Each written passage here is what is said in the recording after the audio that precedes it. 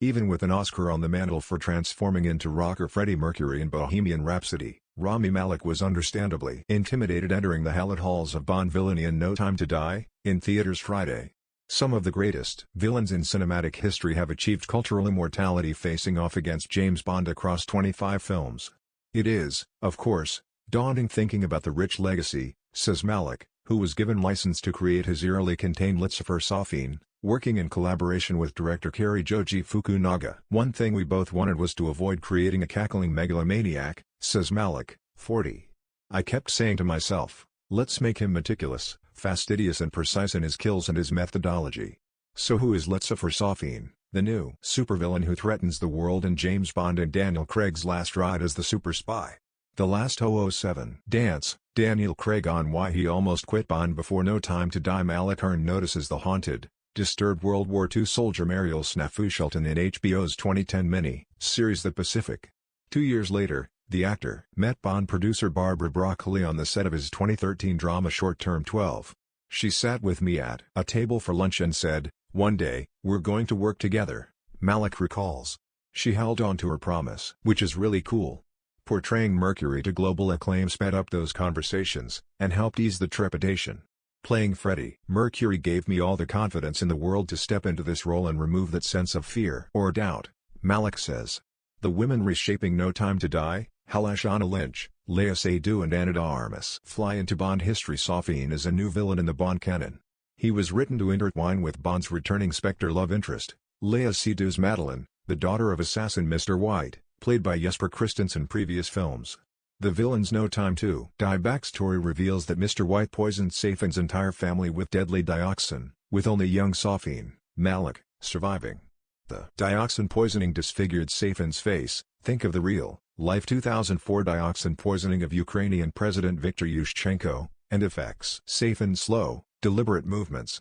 Grown up Safin comes for revenge on a global scale, stealing a DNA-triggered government bioweapon developed off the books by MI6. He plans to unleash the deadly weapon from his own private island. The full facial scarring required 2.5 hours a day and the makeup chair for Malek. The prolonged lull helped him tap into his deliberate villain. I took the time in the chair to be very still, very centered, Malek says. That would lead me right into the correct path every day on set. Safin first appears in a white mask, which is creepy as heck. But it's not worn out of vanity to cover his face. Safin wants to protect the idea that Hess dead even when vengefully hunting down Mr. White at his home amid security cameras. Hess like a phantom coming out of nowhere to extract revenge in the film's early flashback scenes, Fukunaga says.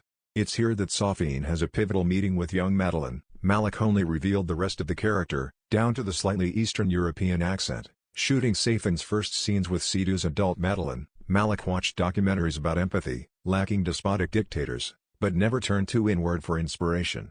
Life-destroying villains are not in my DNA. Thankfully, this character transformation was a stretch, Malek says.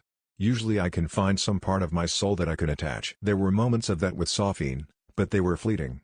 Review: No Time to Die ends Daniel Craig's James Bond run with a stirring if flawed effort. Bond fans live for the moment when 007 faces off with the resident villain. For his turn, Malek kept his performance subdued in No Time to Die. When you raise your voice, it's probably because you're panicking, he says. I found it compelling to think about someone who draws you into them because they have power, they have the control. The actor went so far as to strip out any banter from the dialogue, which is standard for Bond interactions. I thought that we didn't need quips and one-liners and Daniel was in the same headspace, Malek says. A few years ago, I might have said, give me more jokes. But the importance of the moment is as serious as it could possibly be and has ever been for James Bond.